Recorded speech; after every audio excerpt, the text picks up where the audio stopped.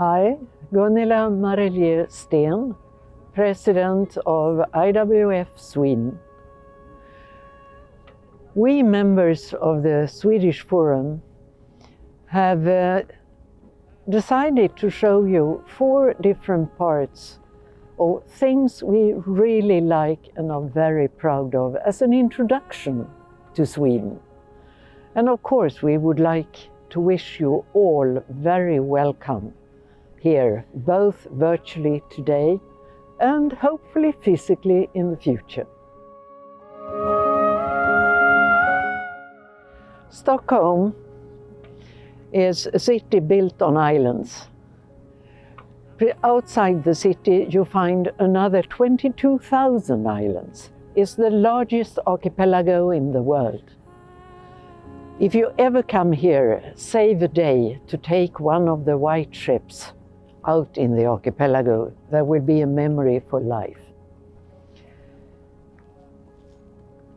Built on islands, of course we have a lot of ships going between the islands, even here within the city. And we will show you 3 parts of Stockholm before we leave for the upper north of Sweden. We have chosen to show the City Hall, the Vasa Museum with a very old ship, 400 years old by now, and the Royal Opera of Sweden. And then we take you up to the north and we show you the center of the original natives of Scandinavia and the entrance to the true wilderness of Europe. You won't find many paths of human beings up there, but it is nature and it is stunning.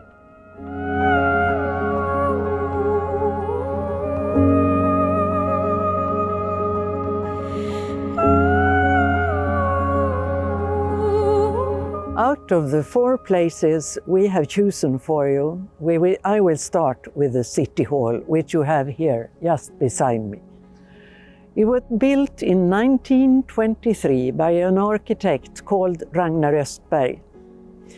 As you can see, he was very influenced by Italian Renaissance and National Romantic styles.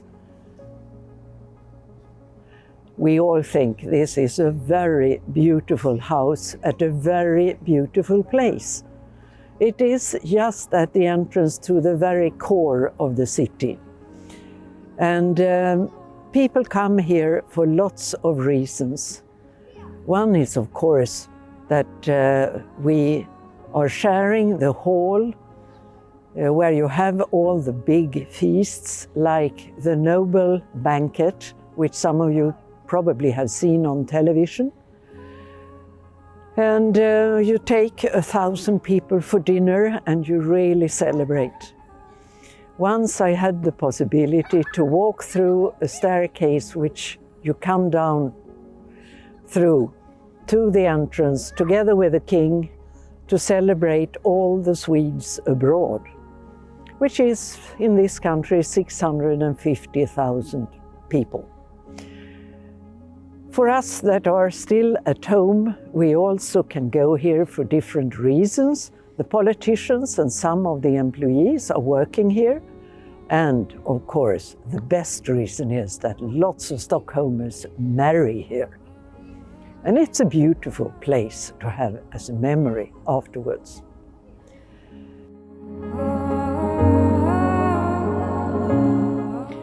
The Lake Mälaren you see behind me here is connecting with the Baltic Sea at the very city of Stockholm through 2 locks. Stockholm is water, more water and even more water. You can even swim down here if you want to, it's clean enough. The Vasa Museum is on the Baltic seashore.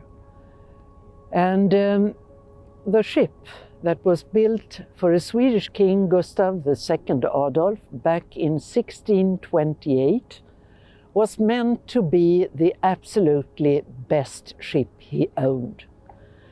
And on its first tour, it didn't go many meters since they raised the sails before it turned over and sank.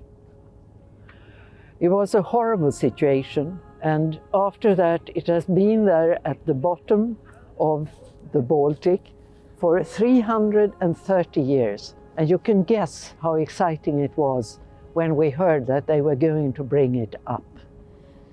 I actually left school and went downtown to have a look when it broke the surface of the water for the first time again.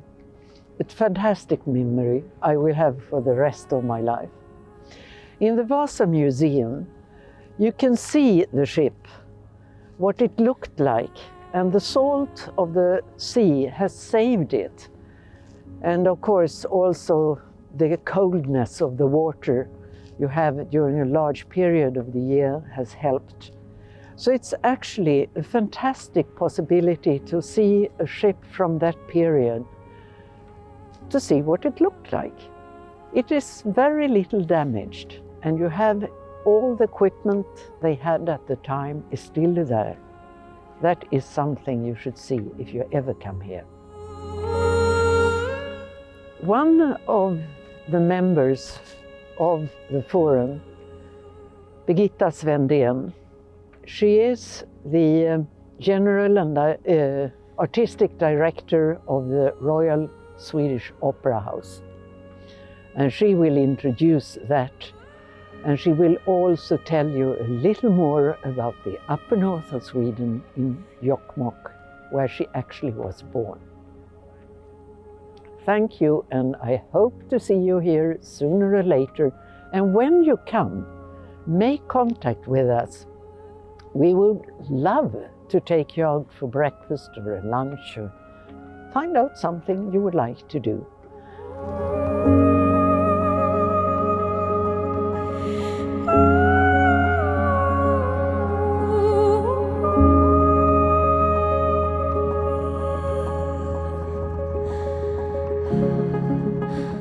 Thank you, Gunilla, and welcome to the Royal Opera in Stockholm.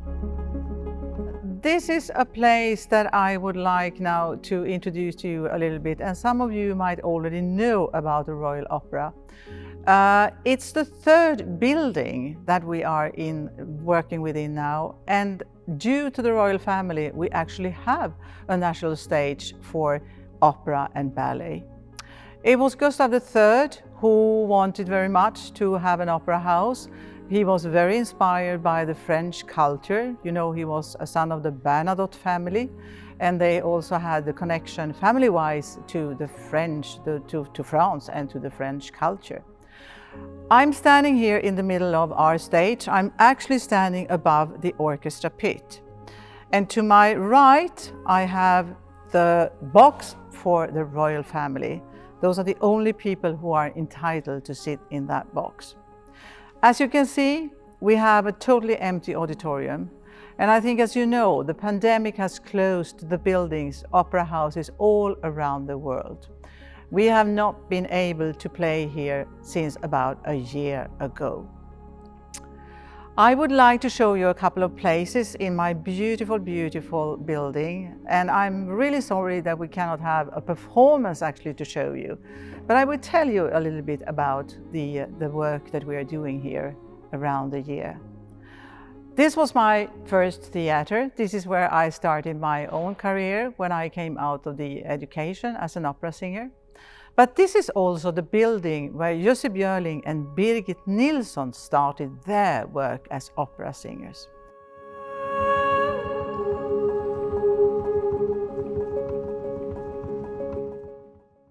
As I said, it's the third building. 1773, the first opera house was built and opened in a couple of years later.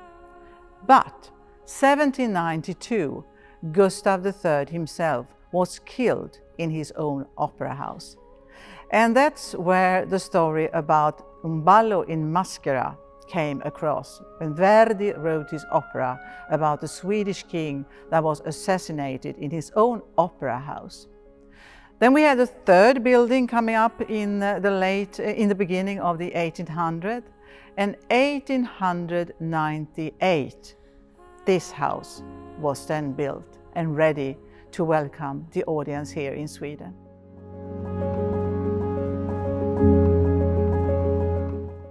We have now moved from the stage and auditorium to the royal foyer. This is the beautiful room where the royal family use together when they are here for performances.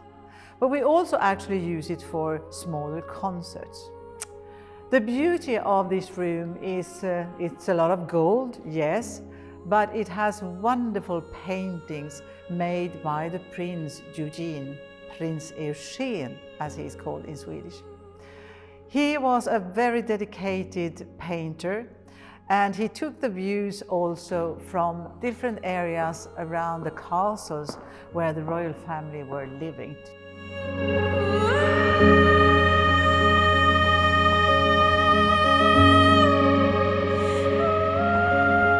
So now we are in our golden foyer. This is where we spend our time during the intermissions, having a sip of champagne and a chat with a friend who might be also here.